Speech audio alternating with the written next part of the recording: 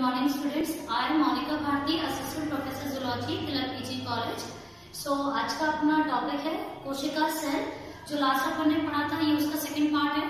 ठीक है, तो हम सेल के इंट्रोडक्शन से शुरू करने जा रहे थे. कल मैंने आपको बायोलॉजी, बॉटनी, जूलॉजी और अपने बाकी के जो प्रोकैरियोटिक सेल है, यूकैरियोटिक सेल है, उसके बारे में कल अपन ने डिस्कस किया था. ठीक है, तो आज अपना जो ये है टॉपिक सेल, कोशिका के आगे के इंट्रोडक्शन के लिए अपन बात करने जा रहे हैं. तो सबसे पहले सेल की स्टडी. कल में मैंने आपको बताया था सेल की स्टडी. सेल को पढ़ना क्या कहलाता है? साइटोलॉजी. साइटोलॉजी. ठीक है, साइटोलॉजी क्या है? कोशिका का अध्ययन करना साइटोलॉजी कहलाता है विज्ञान की भाषा में. इसके आगे अगर अपन देखें तो सेल का जो जनरल इंट्रोडक्शन है, जो सामान्य इसका जो परिचय है, उसमें अपन क्या बात करेंगे कि सेल ये जो शब्द है सेल, कोशिका, ये कौन सी भाषा से है? तो सेकंड, ये क्या है? लैटिन भाषा. जो लैटिन लैंग्वेज है ये उसका दिया हुआ शब्द है. इसके बाद सेल के आगे अपन इंट्रोडक्शन की बात करें तो सेल की खोज सर्वप्रथम सबसे पहले जो सेल की बात की थी वो किसने की थी? तो एक साइंटिस्ट थे अपने, जिन्हें आप रॉबर्ट हुक के नाम से जानते हैं. रॉबर्ट हुक ने सेल की खोज सर्वप्रथम की थी. किसके अंतर्गत? ये जो कॉर्क होता है, अपन बोल सकते हैं पेड़ की छाल, उन्होंने क्या किया था? जो इलेक्ट्रॉन माइक्रोस्कोप थे या बोल सकते हैं माइक्रोस्कोप. ठीक है, माइक्रोस्कोप की खोज जो थी अपने नॉल एंड रस्का ने की थी. यहाँ पे अपन लिख लेते इसमें माइक्रोस्कोप. ये आपके वो क्वेश्चन जो 1 नंबर के उसमें बनते हैं. तो माइक्रोस्कोप की जो खोज है वो किसने की थी? सबसे पहले नॉल एंड रस्का. ये दो साइंटिस्ट हैं, इन्होंने इसकी खोज सर्वप्रथम की थी. तो नॉल एंड रस्का ने जो खोज की उसके बाद माइक्रोस्कोप का प्रचलन बढ़ता चला गया. फिर रॉबर्ट हुक ने सन 1665 में सेल की खोज सर्वप्रथम की. वो कर तो दूसरी चीज की खोज रहे थे, पर विज्ञान में ज्यादातर खोजें इसी प्रकार से की गई हैं कि काम किसी और पर चल रहा था और उसके बीच में ही कोई और उद्दीपन, जिनका आप बोल सकते कोई और खोज हो गई है. तो वो कर किसी और चीज की खोज रहे थे. तो उन्होंने क्या किया था? जो पेड़ की छाल होती है उसको उन्होंने माइक्रोस्कोप में देखा. तो उन्होंने क्या देखे उसके अंदर? स्मॉल रूम्स देखे, छोटे कक्ष देखे. छोटे कक्ष, इन छोटे कक्ष को उन्होंने क्या नाम दिया? सेल. ठीक है, या इन छोटे कक्ष को उन्होंने सेल बोला. सेल को लैटिन भाषा में कहा जाता है सेला. ठीक है, सेला इसको कहते हैं. सेला का अर्थ ही होता है छोटा कक्ष, छोटा रूम. तो इन्होंने इसका पूरा जो वर्णन है, रॉबर्ट हुक ने अपनी जो एक बुक थी माइक्रोफेजिया, इन्होंने इसका पूरा वर्णन अपनी एक बुक है माइक्रोफेजिया उसमें किया है. ठीक है, तो रॉबर्ट हुक ने क्या किया? सेल की खोज की 1665 के अंतर्गत. फिर इसके बाद जो इसको विस्तार से डेवलप किया गया, विस्तार से सेल को जिसने बताया वो थे आपके, इन्होंने तो सबसे पहले बताया था. इसके बाद वर्णन जो किया था कि ये जो सेल है वो क्या है, इन्होंने तो सिर्फ देखकर छोड़ दिया कि भाई एक छोटा कक्ष है, एक छोटा रूम है, जिसे अपन क्या कह रहे हैं? सेल कह रहे हैं, या लैटिन भाषा में सेला कह रहे हैं. फिर इसका जो वर्णन है वो किया था एंटोन वॉन ल्यूवेनहॉक ने इसका जो है इसके बाद जो है वर्णन किया था. इन्होंने क्या बताया कि जो प्रत्येक प्राणी है, प्रत्येक प्राणी में जो ये सेल जो शब्द है, कोशिका जो शब्द है, ये इसका क्या है? बिल्डिंग ब्लॉक है. Building block. अब बिल्डिंग ब्लॉक क्या होता है? बिल्डिंग में आप जानते हैं बिल्डर, जो अपन देखते हैं बिल्डर क्या होता है? जो किसी भी चीज को बनाता है. तो बिल्डर ने क्या किया? उस चीज को बनाया. कोई इमारत बन रही है तो वो जो बना रहा है वो बिल्डर है. ठीक है, और जो बन रही है वो अपनी इमारत है. इस केस में जो सेल है, सेल को क्या कहा गया? बिल्डिंग ब्लॉक कहा गया. किसका? किसी भी बॉडी का, यानी कि किसी भी शरीर का सेल को बिल्डिंग ब्लॉक कहा गया. यानी कि यहाँ से एक भाषा जो है, या एक बोल सकते परिभाषा डेवलप हुई कि कोशिका शरीर की संरचनात्मक, यानी कि संरचना दे रही है, संरचना बना रही है. तो कोशिका शरीर की संरचनात्मक एवं क्रियात्मक यानी कि वर्क भी कर रही है, संरचना तो बना भी रही है और क्रियात्मक है, कार्य कर रही है, क्रियात्मक इकाई है। ये यहां से चीज डिटरमाइन हुई। Cell is a structural and functional unit of an organism.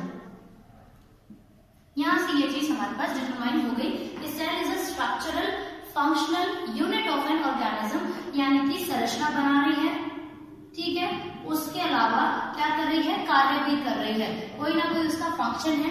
अब सेल का फंक्शन क्या होता है, एक तो संरचना बनाना और दूसरा आनुवांशिक जो भी गुण है जो कि पीढ़ी से एक पीढ़ी से दूसरी पीढ़ी में संचरण हो रहे हैं या आगे गति कर रहे हैं, वो कार्य क्या कर रही है, इसके अंतर्गत हो रहा है। और वो कार्य किसके आधार पर होता है, डीएनए, डीऑक्सीराइबोस न्यूक्लिक एसिड के बेसिस पर ये कार्य हो रहा है, ठीक है। यहाँ से ये चीज डिटरमाइन हो गई। इसके बाद अगर अपन देखें सेल के इंट्रोडक्शन में बात करें तो सेल के इंट्रोडक्शन में क्या आ जाएगा, सेल के इंट्रोडक्शन में आ जाएंगे इसके अंग। सेल में कौन कौन से अंग होते हैं, तो अंग के केसेस में अगर अपन बात करें तो दो मेजर आप बोल सकते हो। एक तो क्या है इसका जो आनुवांशिक पदार्थ है, आनुवांशिक जो भी इसका जेनेटिक मटेरियल है आनुवांशिक पदार्थ है, और दूसरा कोशिका, सेल के जो पार्ट्स हैं वो ये हैं कोशिकांग, सेल ऑर्गेनल जिनको अपन कहते हैं। तो आनुवांशिक पदार्थ कहाँ पर होता है, आनुवांशिक पदार्थ मतलब कि डीएनए, किसी भी कोशिका का आनुवांशिक पदार्थ, या अपन बोल सकते हैं ज्यादातर प्राणियों में जो आनुवांशिक पदार्थ है वो क्या हो जाएगा, डीएनए यानी कि डीऑक्सीराइबोस न्यूक्लिक एसिड, ये आपका आनुवांशिक पदार्थ हो जाएगा। तो वह एरिया या वह क्षेत्र या वह अंग जहां पर आपके क्या डीएनए पाया जा रहा है, कोशिका का अंग, तो वो क्या हो जाएगा आपका न्यूक्लियस। न्यूक्लियस केंद्रक के अंतर्गत क्या होता है, किसी भी कोशिका के केंद्रक के अंतर्गत उसका जेनेटिक मटेरियल आनुवांशिक पदार्थ निहित होता है। इसके बाद आ जाएंगे कोशिकांग। कोशिकांग आपके बहुत सारे हैं, जैसे कि अगर अपन लिख लेते हैं अलग से, आप इसको नोट कर लीजिएगा, ठीक है। कोशिकांग के केस में अगर बात करें तो कोशिकांग सेल में जो इम्पोर्टेंट कोशिकांग है, जो सबसे ज्यादा महत्वपूर्ण कोशिकांग है, उसे अपन अभी समराइज कर रहे हैं, बहुत छोटे रूप में लिख रहे हैं, फिर अपन एक एक ऑर्गेनल को लेंथ में इसका पढ़ेंगे, ठीक है। तो यहाँ पर डीएनए की न्यूक्लियस की बात कर लेते हैं सबसे पहले। न्यूक्लियस केंद्रक, ठीक है। तो केंद्रक की खोज जिसने की जैसे कि सेल की सर्वप्रथम खोज किसने की, रॉबर्ट हुक। उसके बाद वर्णन किसने किया, एंटन वॉन लीवेनहॉफ। उसके बाद जो केंद्रक की खोज है वो किसने करी है, रॉबर्ट ब्राउन। रॉबर्ट ब्राउन ने क्या किया है, केंद्रक की खोज की है, और कौन से सन में, 1831 में। मतलब आपको ये देख लीजिए 1665 में सबसे पहले सेल के बारे में पता लगा। उसके बाद जो अपने ये थे एंटन और ल्यूवेनहॉफ, उन्होंने क्या बताया, इसका वर्णन किया।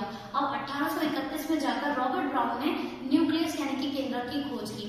अब इन्होंने क्या किया था, इन्होंने ये बताया कि इन्होंने ये देखा कि इस टाइप से, और बिल्डिंग ब्लॉक जो है, बिल्डिंग ब्लॉक तो इस टाइप से उन्होंने देखे थे, ये संरचना थी ऐसे, ठीक है। इस टाइप से सेल जो है उस कॉर्क में पाई जा रही थी, जैसे कि हमने मधुमक्खी का छत्ता होता है, बिल्कुल उसी प्रकार से ये देखे गए थे, ठीक है। ये रहा इस टाइप से।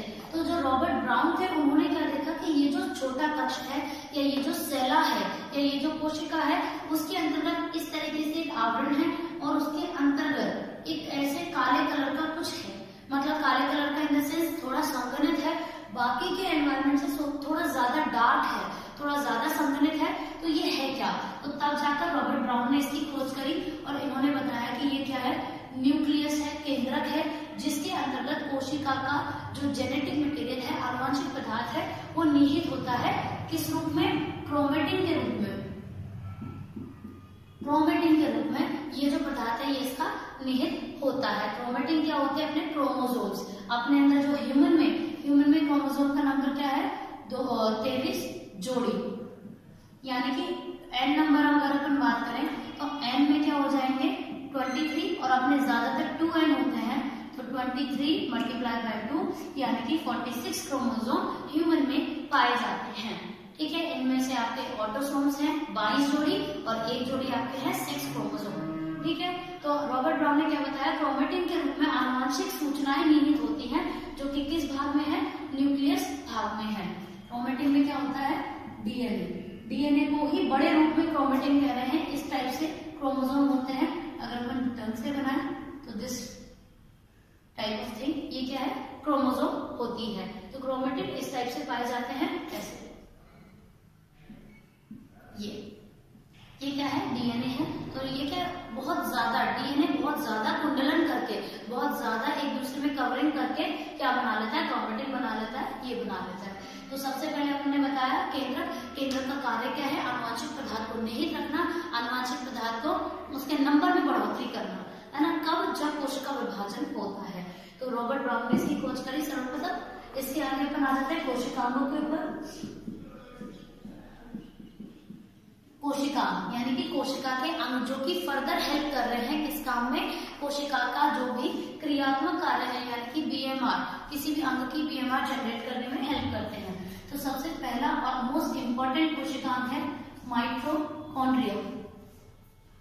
माइटोकॉन्ड्रिया क्या है, माइटोकॉन्ड्रिया की सर्वप्रथम खोज किसने की थी, ये साइंटिस्ट थे अल्टमान।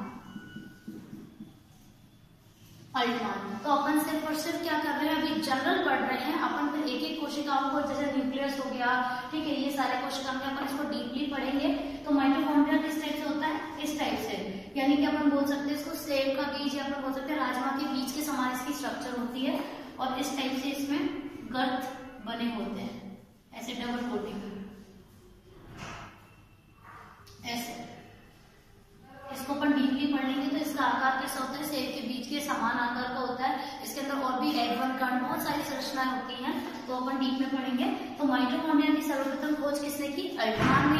ठीक है। अब माइटोकॉन्ड्रिया का कार्य क्या है, आपने नेम सुना होगा एटीपी, एडेनोसिन ट्राइफॉस्फेट। ये क्या है, ये जो चीज है, ये एटीपी जो है, एटीपी कर क्या रहा है, एटीपी शरीर के अंतर्गत ऊर्जा का रूप है, ऊर्जा के रूप में ये पाया जाता है। और शरीर में अगर कहीं भी ऊर्जा की रिक्वायरमेंट है, ऊर्जा की आवश्यकता है, तो वहां पर हम किसका इस्तेमाल करेंगे, एटीपी का इस्तेमाल इसके अंतर्गत करेंगे। तो माइटोकॉन्ड्रिया का काम क्या है, एटीपी का संश्लेषण करना, एटीपी का सिंथेसिस करना, बनाना इसको। ठीक है। तो ये आपका सबसे महत्वपूर्ण अंग है। और एक और चीज बता दूं, माइटोकॉन्ड्रिया में अपना ही क्या होता है, डीएनए होता है। तो उसे क्या कहते हैं, माइटोकॉन्ड्रियल डीएनए कहते हैं। मतलब कि कोशिका में न्यूक्लियस के अंदर भी डीएनए होगा और माइटोकॉन्ड्रिया में भी उसका अपना एक डीएनए होगा। अकेला माइटोकॉन्ड्रिया ही एक ऐसा अंग है जिसमें उसका अपना सेल्फ का डीएनए है, जिसे माइटोकॉन्ड्रियल डीएनए कहते हैं। ये दोहरी झिल्ली युक्त अंग होता है। माइटोकॉन्ड्रिया में 2 लेयर्स पाई जाती हैं, इंटरनल या इनर लेयर और आउटर लेयर, आंतरिक झिल्ली और बाह्य झिल्ली। इसके बाद अपन सेकंड की बात करें तो गोल्जी बॉडी। गोल्जी बॉडी एक अपन बहुत ज्यादा नाम सुनते हैं सेल के अंतर्गत, तो गोल्जी बॉडी बोल सकते हो, गोल्जी काय बोल सकते हो, गोल्जी कॉम्प्लेक्स बोल सकते हो। इसकी स्ट्रक्चर कुछ इस टाइप से होती है ऐसे। और ये 3-4 संरचना में, cis Golgi, medium Golgi, trans Golgi, cis Golgi network, तो बहुत सारे रूपों में ये ऐसे पाया जाता है। इस टाइप से इसकी जनरल स्ट्रक्चर होती है। अब गोल्जी बॉडी का काम क्या होता है, गोल्जी बॉडी का काम ये होता है कि वो किसी भी आवश्यक अनावश्यक चीज या कोई भी जगह वाहक यानी कि ट्रांसपोर्टर का कार्य करता है। जैसे मैं आपको आगे भी इसको समझा दूंगी किस टाइप से होगा। जैसे मान लीजिए गोल्जी में कोई प्रोटीन है, कोई भी किसी भी प्रकार का प्रोटीन है, जिसे सेल को क्या करना है, कोशिका से बाहर फेंकना है या कोशिका के बाहर उसको रखना है। तो गोल्जी बॉडी क्या करेगी, उस प्रोटीन को अपने अंदर लेगी, यहाँ से इस संरचना में, इससे इसमें आगे कोशिका झिल्ली होती है तो यहाँ से आउट कर देती है, मतलब बाहर निकाल देती है। ठीक है। तो गोल्जी बॉडी का या गोल्जी काय का काम क्या हो गया, वाहक करना यानी कि ट्रांसपोर्टेशन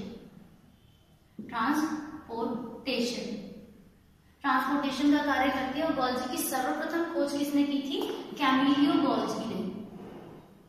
कैमिलियो गोल्जी, इन्होंने इसकी सर्वप्रथम खोज की।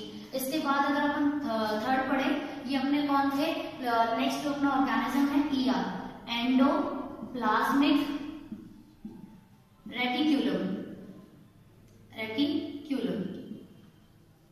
इसको हिंदी में अपन कहते हैं अंतःप्रद्रव्य जालिका।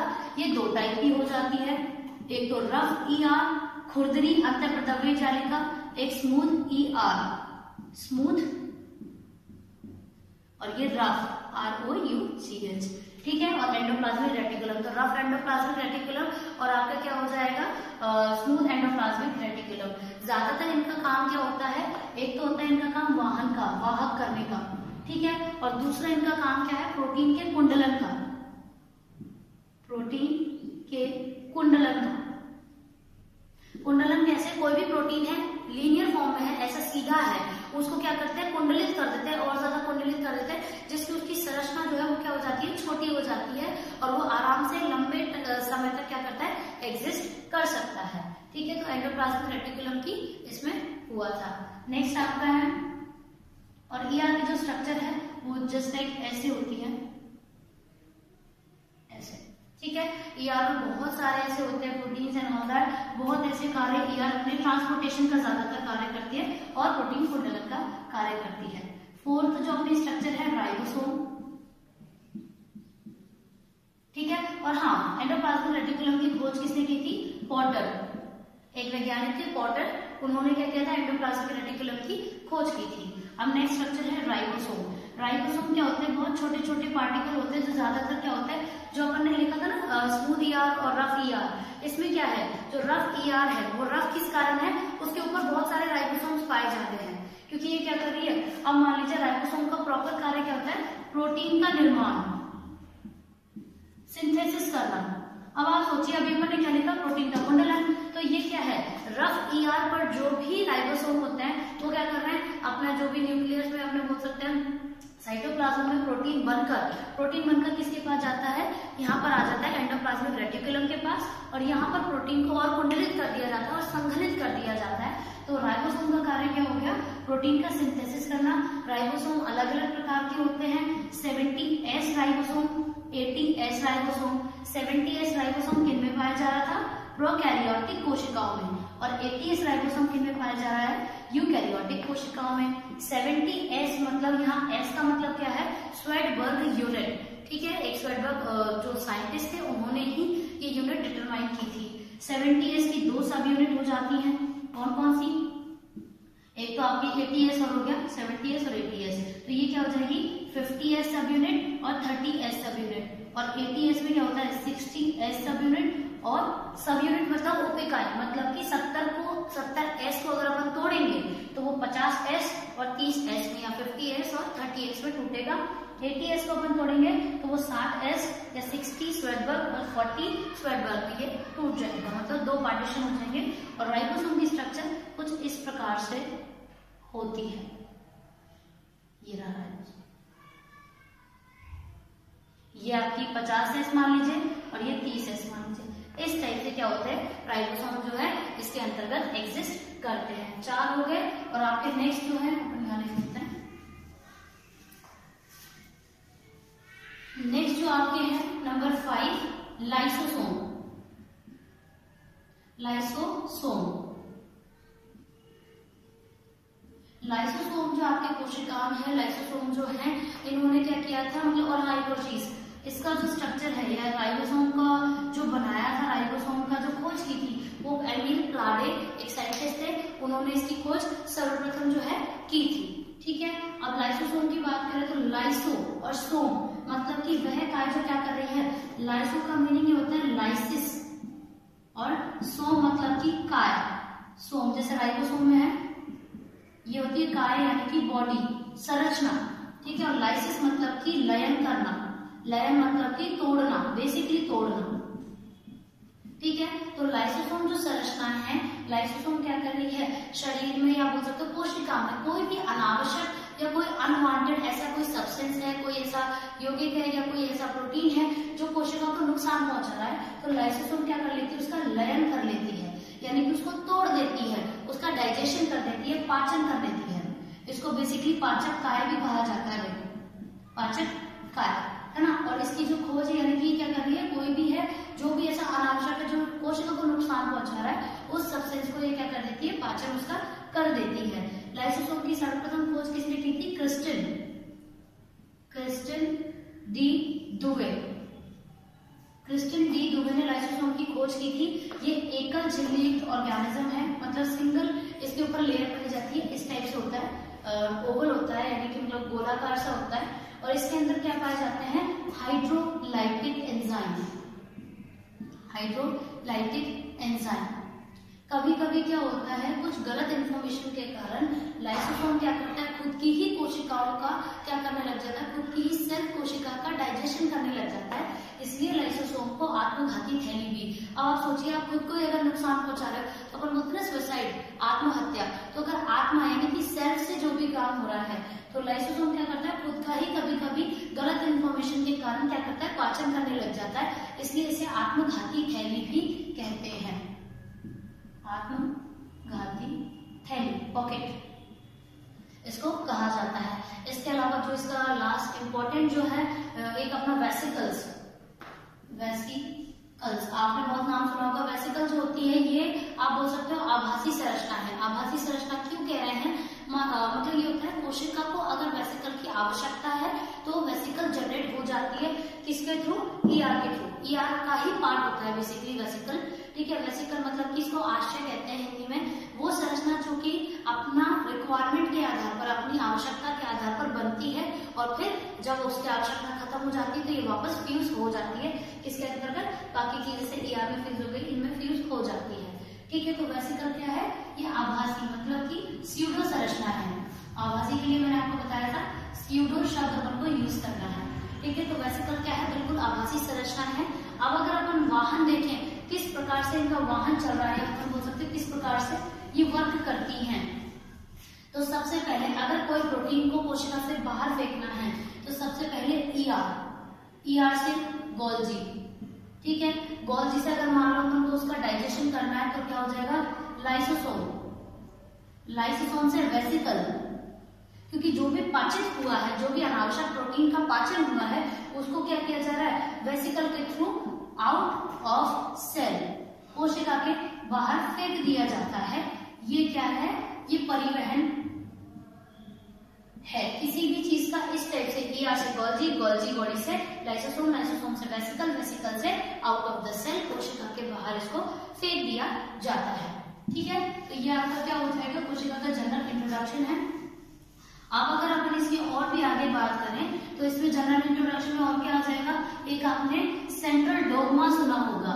सेंट्रल डोग्मा को कह सकते हैं केंद्रीय सिद्धांत या केंद्रीय सिद्धांत। ये बिल्कुल सिंपल है, मैं आपको जनरल बता रही हूँ क्योंकि अपन को सेल का इंट्रोडक्शन पढ़ के फिर आगे डाइवर्सिटी ऑफ एनिमल आपको, या बोल सकते हो जो अपना विविधता, जीवों में विविधता थी, उस पेपर को अपन को शुरू करना है तो पहले कोशिका को समझना ज्यादा जरूरी है, ठीक है। तो सेंट्रल डोग्मा, केंद्रीय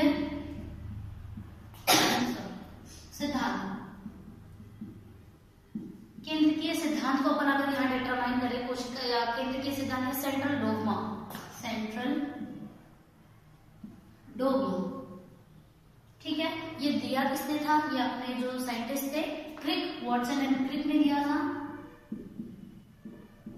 ठीक है। सेंट्रल डोग्मा कहता क्या है, सेंट्रल डोग्मा ये कहता है कि डीएनए से डीएनए, डीएनए से फिर आरएनए और आरएनए से फिर प्रोटीन बनता है, ठीक है। ये सेंट्रल डोग्मा है। इसमें हो क्या रहा है, डीएनए से डीएनए का बनना क्या कहलाता है, रेप्लिकेशन। और ये कब होगा, जबकि कोशिका विभाजन होना शुरू होता है, विभाजन, ठीक है। जबकि कोशिका विभाजन जो है शुरू होता है तो रेप्लिकेशन, डीएनए से डीएनए बनता है, क्योंकि कम मात्रा का जो डीएनए उसको पहले तो रेप्लिकेट होना जरूरी है, पहले वो ज्यादा मात्रा का बने, क्योंकि पूरा डीएनए पूरा आरएनए नहीं बनता, पूरा आरएनए पूरा प्रोटीन नहीं होता, इसका कुछ ही भाग आरएनए बनाएगा डीएनए का, और आरएनए का कुछ ही भाग प्रोटीन बनाएगा। तो डीएनए से डीएनए का बनना प्रतिकृतियन कहलाता है, ठीक है। डीएनए से आरएनए का बनना ट्रांसक्रिप्शन, ट्रांसक्रिप्शन यानी कि इसको अपन क्या कहते हैं, अनुलेखन कहलाता है। और आरएनए से प्रोटीन का बनना ट्रांसपिरेशन यानी कि अनुवादन। आपको ये पता होना चाहिए, इसलिए मैंने आपको अभी जनरली दिया है कि सेंट्रल डोग्मा किस हिसाब से बनता है। तो डीएनए से डीएनए रेप्लिकेशन, डीएनए से आरएनए ट्रांसक्रिप्शन, आरएनए से प्रोटीन ट्रांसपिरेशन अनुवादन। तो ये आपका क्या हो जाएगा, सेंट्रल या केंद्रीय सिद्धांत सेंट्रल डोग्मा ये आपका हो जाएगा। इसके बाद अगर अपन बात करें तो कोशिका सिद्धांत एक आया था।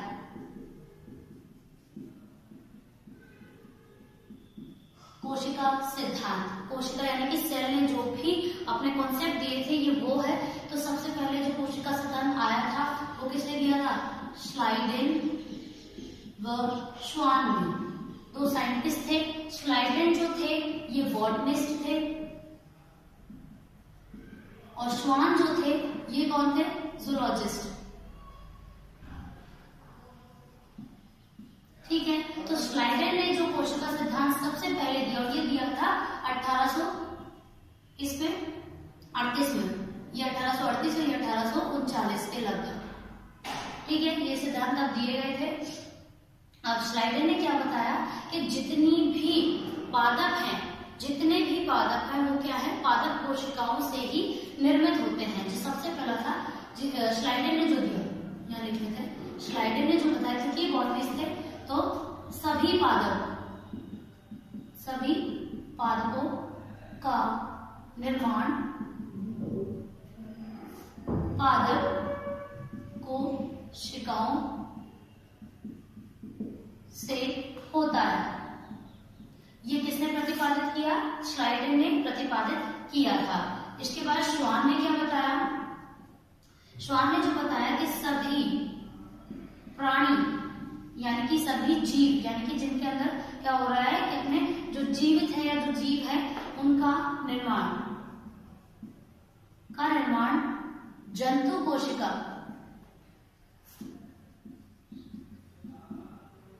से होता है। मतलब कि जितने भी ऑर्गेनिज्म पाए जा रहे हैं, जितने भी जीव पाए जा रहे हैं, उनका निर्माण एनिमल सेल से होता है। इसके बाद एक और साइंटिस्ट आए थे जिन्होंने आप जानते होंगे, विल्कोव या विर्चोव इनको बोलते हैं। मैं डायरेक्टली लिख देती हूँ। विल्कोव जो वैज्ञानिक थे, विल्कोव जो थे, इन्होंने क्या, इनके मतलब कि 1838 में और 1840 में जो भी कोशिका सिद्धांत प्रतिपादित हुआ, इसको उन्होंने और ज्यादा डेवलप किया, इन्होंने और ज्यादा इस पर रिसर्च करी और इन्होंने एक लाइन बोली, क्या, ओमिनस सेल्यूला ई सेल्यूला। अब इस लाइन का मतलब क्या है, ये जो लैंग्वेज है ये है लैटिन लैंग्वेज। इन्होंने ये बताया कि किसी भी कोशिका का निर्माण उस पूर्ववर्ती कोशिका से होता है। मतलब कोई भी सेल अगर डेवलप होगी, अगर विकसित होगी, डेवलप होगी, ठीक है, तो वो किससे होगी, वो जिससे होगी, या अपन इसको बोल सकते हैं कोई भी सेल डेवलप हो रही है, यहाँ पे लिख लेते हैं, तो किसके थ्रू हो रही है, वो प्री एग्जिस्टिंग सेल से हो रही है। विर्चोव ने बताया कि किसी भी कोशिका का अगर निर्माण होता है तो वह उसकी पूर्ववर्ती कोशिका से ही होगा। किसी, यहाँ लिख लेते हैं, भी कोशिका का निर्माण उसकी पूर्ववर्ती कोशिका से होता है। तो ये क्या था आपका, बाकी का फिर ये बाद में, क्योंकि ये प्रतिपादित जब हो गया था कि ओमिनस सेल्यूला ई सेल्यूला, किसी भी कोशिका का निर्माण उसकी प्री एग्जिस्टिंग पूर्ववर्ती कोशिका से हो रहा है। ये इसका प्रतिपादन होने के बाद जो कोशिका सिद्धांत है इसे उसमें ऐड कर लिया गया। इसके अलावा एक और जो चीज बोली गई थी कि सेल जो है, तीसरे नंबर का ये था, और चौथे नंबर में क्या है, तो कोशिका सिद्धांत उसमें ये लिखा गया था, कोशिका जो है क्या है, उसकी स्ट्रक्चरल, किसी भी ऑर्गेनिज्म की स्ट्रक्चरल एंड फंक्शनल यूनिट है, कार्यात्मक और संरचनात्मक इकाई है। कौन है, सेल। किसी भी जीव की संरचनात्मक और क्रियात्मक इकाई कौन है, सेल। तो ये आपका क्या थे, कोशिका सिद्धांत इसमें दिए गए थे। आज अपना सेल का जनरल इंट्रोडक्शन खत्म होता है। Thank you.